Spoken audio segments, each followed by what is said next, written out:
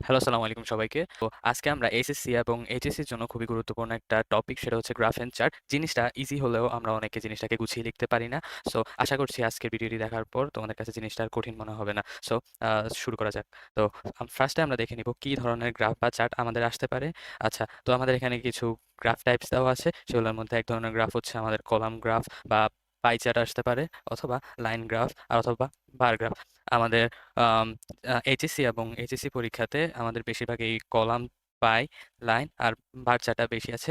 এই ২ টা খুবই কমই আসতে দেখা গেছে। এখানে কিছু স্ট্র্যাটেজি সাজিয়েছি। তো স্ট্র্যাটেজির মধ্যে আমরা যদি এই স্টেপগুলা ফলো করি তাহলে আমরা খুবই সুন্দর করে একটি গ্রাফ অ্যান্ড চার্টকে ডেসক্রাইব করে লিখতে পারবো। তো আমাদের ফার্স্ট স্টেপটি হচ্ছে আ গ্রাফটি কি দেখাচ্ছে তা এক লাইনে উল্লেখ করা। সো ফার্স্টে আমরা যখন একটা কোয়েশ্চেন দেখব গ্রাফ অ্যান্ড চার্টের, তখন আমাদের প্রথম কাজটা হবে যে আসলে গ্রাফ এন্ড চার্টটা কি বুঝাচ্ছে সেটা আমাদেরকে আগে ঠিকমতো বুঝে নিতে হবে। আর জিনিসটা কিন্তু খুবই ইজি। আমাদের অনেক সময় কোশ্চেনের মধ্যেই দেওয়া থাকে আসলে গ্রাফ এন্ড চার্টটা কি বুঝাচ্ছে। সেটা আমরা ফার্স্টে এক লাইনে লেখা লাগবে। তারপর আমাদের সেকেন্ড স্টেপটা হচ্ছে গ্রাফ এন্ড চার্ট এর সর্বোচ্চ এবং সর্বনিম্ন পয়েন্ট খুঁজে বের করা। আচ্ছা, এটা দ্বারা আমি কি বুঝিয়েছি? ধরো আমাদের এখানে এক্সাম্পল হিসেবে একটা গ্রাফ এন্ড চার্ট দেওয়া আছে। এখানে দেখেন আমাদের সর্বোচ্চ যে পয়েন্টটা সেটা হচ্ছে আমাদের এটা সর্বোচ্চ বার, আর এটা হচ্ছে আমাদের সর্বনিম্ন বার 1.33% আর এখানে 2.80%। দেন এরপরে আমাদের স্টেপটা কি হচ্ছে?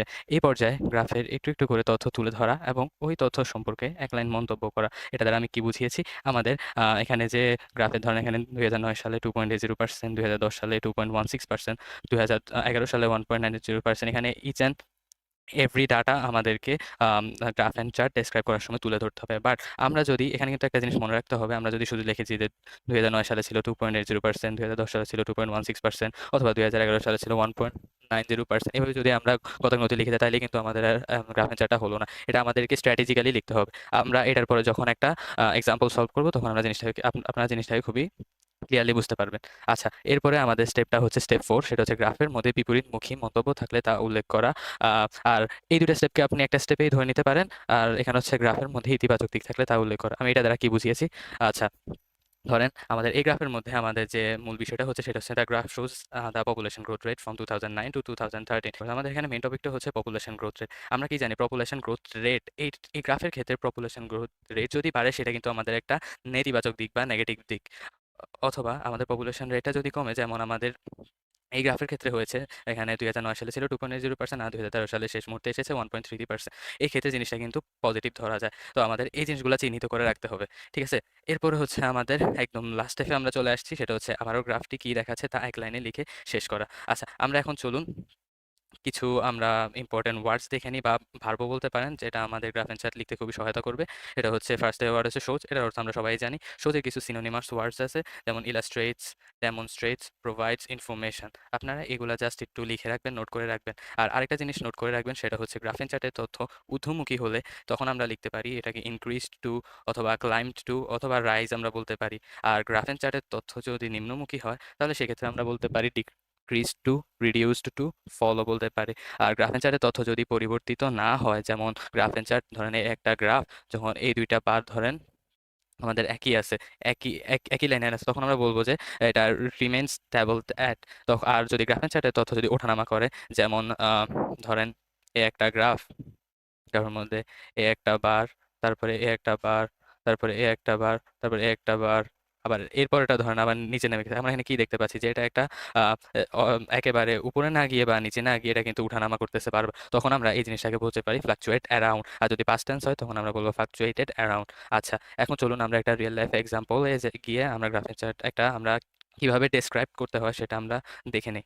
আচ্ছা, এখানে আমাদের একটা কোয়েশ্চেন আছে, সেখানে বলা হচ্ছে the graph below shows population growth rate from 2009 to 2013, describe the graph in 150 words. আচ্ছা, আমরা এখানে কি দেখতে পাচ্ছি? আমাদের এখানে এই লাইন এক্স অক্ষ বরাবর আমাদের দেওয়া আছে সালগুলা, আর এখানে পার্সেন্টেজ দেওয়া আছে গ্রোথ রেট, এখানে 2.8%, 2.16% এভাবে আমাদের দেওয়া আছে।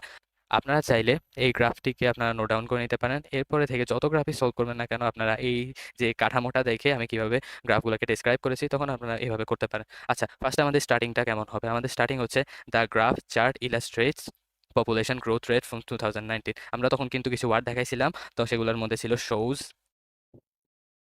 শোজ, ইলাস্ট্রেটস, অথবা ডেমনস্ট্রেট, এই ওয়ার্ডগুলা ছিল। আপনি এগুলা যেকোনো একটা ইউজ করতে পারেন। এখানে আমাদের ফার্স্ট লাইনটাই হবে, "the graph and chart illustrates অথবা demonstrate অথবা shows the population growth rate from 2009 to 2013" এখানে আমাদের মেইন টপিকটা হচ্ছে পপুলেশন গ্রোথ রেট। আপনাদের যদি অন্য কোনো টপিক থাকে সেটা তখন আপনারা এই জিনিসটাকে চেঞ্জ করে ওইটা লিখতে পারেন। আচ্ছা, তারপরে আমরা আরেকটা এখানে ফ্রেজ ব্যবহার করব। সেটা হচ্ছে "according to the graph" এই জিনিসটাও আপনারা নোট ডাউন করে রাখবেন। যেকোনো গ্রাফের ক্ষেত্রে আপনারা এই কাঠামোটা বজায় রেখে লিখবেন। আচ্ছা, "according to the graph the highest growth" আমি আমি তখন কিন্তু স্টেপ 2 এর মধ্যে বলছিলাম যে আপনারা হাইয়েস্ট পয়েন্ট আর লোয়েস্ট পয়েন্টগুলোকে চিহ্নিত করে রাখবেন। পয়েন্টগুলোকে চিহ্নিত করে রাখবেন। তাহলে আমরা তো এখন এখানে হাইয়েস্ট পয়েন্ট দেখতেছি 2.80% আর লোয়েস্ট পয়েন্ট 1.33%। আমরা এখন লিখব "according to the graph" মানে এই গ্রাফ অনুযায়ী "the highest growth rate was recorded in 2000", right? এই যে was recorded এই ভার্বটাও কিন্তু মনে রাখবেন। এটা কিন্তু গ্রাফের চার্টে খুবই আ বেশি ব্যবহৃত হয়। আচ্ছা, আমাদের এখানে "the highest growth rate was in 2019", তাহলে আমাদের হাইয়েস্ট গ্রোথ রেট হচ্ছে আমাদের 2019। আর এরপরে আমরা আরেকটা দিতে পারি। এখানে আবার আরেকটা ফ্রেজ আছে। এটাকে আপনারা ইউজ করতে পারেন "on the contrary", মানে হচ্ছে অন্যদিকে, বা আপনারা এটা ইউজ করতে পারেন "on the other hand"। আ তো এখানে আপনারা অন্যদিকে লিখবেন "on the contrary" বা "on the other hand the lowest rate was recorded in 2013"। তো এটা আমাদের একটা বেসিক ইন্ট্রোডাকশন হয়ে গেছে আমাদের গ্রাফে। এখন আমরা এই গ্রাফের আরো ভিতরে যাব। The graph shows that the growth rate fluctuated around 2.80% to 1.33% from 2009 to 2013। এটা দ্বারা আমরা কি বুঝিয়েছি? আমরা কিন্তু বলছিলাম fluctuated around late অ্যারাউন্ড এই ওয়ার্ডটা আমরা কখন ব্যবহার করব? যখন একটা গ্রাফ উঠানামা করতেছে। দেখেন আমাদের এখানে গ্রাফটা কিন্তু একবার এখানে নেমে আবার উঠে দেন আবার এখানে নামছে। তাহলে আমরা এই জিনিসটাকে ফ্লাকচুয়েট বলতে পারি। তাহলে আমরা জিনিসটাকে সুন্দরভাবে সাজায় লিখতে পারি। The graph shows that the growth rate fluctuated around কত পার্সেন্ট থেকে কত পার্সেন্ট? এখানে হচ্ছে 2.80% থেকে 1.30%। যদি আমাদের ধরেন সবগুলো যদি সিরিয়ালি লিখতো, তো ধরেন এখান থেকে পারছে একেবারে সিরিয়ালি আস্তে আস্তে কমছে, তাহলে আমরা এই জিনিসটা লিখতে পারতাম না। যেহেতু আমাদের এখানে একবার উঠছে আরেকবার নামছে, রেটটা সেম না, সেক্ষেত্রে আমরা লিখতে পারছি যে the graph shows that the growth rate fluctuated around 2.80% to 1.33% from 2009 to 2013। এরপরে আমরা বলেছিলাম এবার আমরা প্রত্যেকটা information, each and every information নিয়ে আমরা আরো ডিপলি কথা বলব। মানে আমরা একেকটা ইনফরমেশন দিব, আর এরপরে আমরা ওটা সম্পর্কে একটা মন্তব্য করে আমরা যাব। আচ্ছা, যেমন এখানে আমরা শুরু করছি In 2009 the growth rate was 2.80%। আমরা প্রথমে ফার্স্ট বারটাকে দেখলাম, সেখানে 2009 সালে আমরা দেখতেছি 2.80% দেওয়া আছে growth rate. And in 2010 the growth rate decreased to 2.16%। আচ্ছা, আমরা ওইখানে কিন্তু আরেকটা ওয়ার্ড ইউজ করছিলাম। সেটা হচ্ছে, যদি দেখেন আমরা গ্রাফকে নামতে দেখছি, তখন সেক্ষেত্রে আমাদের decreased to এই যে ভার্বটা আছে সেটা আমরা ব্যবহার করতে পারবো। তাহলে আমাদের এখানে in 2009 the growth rate was 2.8%। আমরা এটা লিখছি। আচ্ছা, এখানে একটা ট্রিক আছে। সেটা হচ্ছে, ধরেন আপনি প্রত্যেকটা গ্রাফে একেকটা লাইনে লিখে যাচ্ছেন যে 2 পয়েন্ট আ আম ২০০৯ সালে 2.8%, ২০১০ সালে 2.16%, এভাবে লিখে জিনিসটা কিন্তু সুন্দর না। আমরা এক্ষেত্রে একটা ট্রিক ব্যবহার করতে পারি যে ২টা গ্রাফ করে এই ২টার কম্পেয়ার করে একটা লাইন আমরা সাজাতে পারি। যেমন এখানে in 2009 the growth rate was 2.80% and 2010 the growth rate decreased to 2.16%। সেক্ষেত্রে কিন্তু আমাদের লাইনটা কিন্তু খুবই আরো সুন্দর হচ্ছে। আর স্যারদের চোখেও কিন্তু লাইনটা কিন্তু অনেক লাগবে, সুন্দর লাগবে। তাহলে আমরা এখানে ডিক্রিজ টু কি জন্য বলছি? কারণ আমাদের এখান থেকে এটা কমছে। আচ্ছা, তারপরের লাইনে the rate continued to go down and in 2011 it was 1.90%। আচ্ছা, আমরা এখানে আরেকটা ট্রিক আপনাদের শিখিয়ে দিই। গ্রাফ এন্ড চার্ট লেখার সময় ওভারঅল কি জিনিসটা হচ্ছে সেই জিনিসটার দিকে লক্ষ্য করতে হবে। আমরা এই ২টার ইনফরমেশন অলরেডি দিয়ে দিয়েছি। এরপরের ইনফরমেশনের ক্ষেত্রে কি আমরা দেখতে পাচ্ছি যে এখান থেকেও নামছে, এরপরে আমরা নামতেছে। তাহলে আমরা এটার সাথে এটার কম্পেয়ার করে আমরা আরেকটা লিখতে পারি, the rate continued to go down। গো ডাউনও কিন্তু আমরা এখানে একটা ওয়ার্ড পড়াইছি, যেটা আমাদের নিচের দিকে নামলে বা ডিক্রিজ হলে আমরা এটা ইউজ করতে পারি। সো এখানে এটা আমরা বলতে পারি যে the rate continued to go down and in 2011 it was 1.90%। তাহলে হইল কি, আমরা এই ২টা গ্রাফের মধ্যে একটা কম্পেয়ার করে আরেকটা লাইন লিখলাম। এরপরে আমরা যে বলছিলাম যে গ্রাফের মধ্যে ইতিবাচক দিকগুলা কি আবার নেতিবাচক দিকগুলা কি? যখন এখানে দেখেন আমাদের হঠাৎ করে এখানে একটা নেতিবাচক জিনিসটা শুরু হলো। এখান থেকে কিন্তু ইতিবাচক জিনিসগুলো যাচ্ছিল। কিন্তু হঠাৎ এখানে গ্রাফটা কমতে হঠাৎ বেড়ে গেল। তাহলে আমরা জিনিসটাকে বাদ দিয়ে লিখতে পারি a rise was noticed in 2012 when it was 2.10%। So আমরা এখানে রাইজ কখন ব্যবহার করব? যখন গ্রাফটা উপরের দিকে উঠবে, তখন আমরা রাইজ ব্যবহার করতে পারি। সো আমরা লিখতে পারি but a rise was noticed in 2012 when it was 2.10%।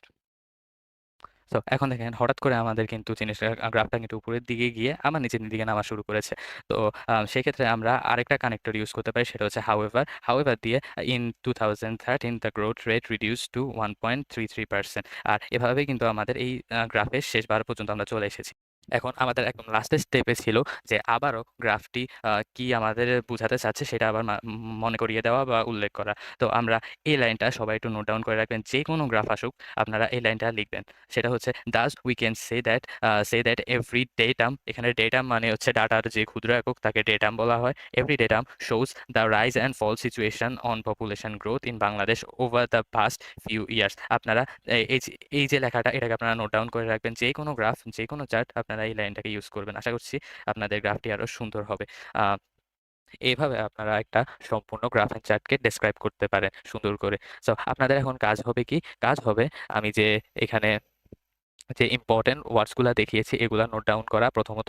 আর তারপরে হচ্ছে আপনারা জাস্ট এই যে স্ট্র্যাটেজি গুলো আছে এগুলা জাস্ট আপনারা এক জায়গায় নোট ডাউন করে পরীক্ষার হলে বা যেখানে আপনারা যদি গ্রাফ এন্ড চার্ট ডেসক্রাইব করতে চান তখন জাস্ট এই স্টেপ গুলা মনে রাখলেই আপনারা সুন্দরভাবে একটা গ্রাফ এন্ড চার্ট কমপ্লিট করতে পারবেন। আশা করছি আর কোনো সমস্যা হবে না। So thanks for watching.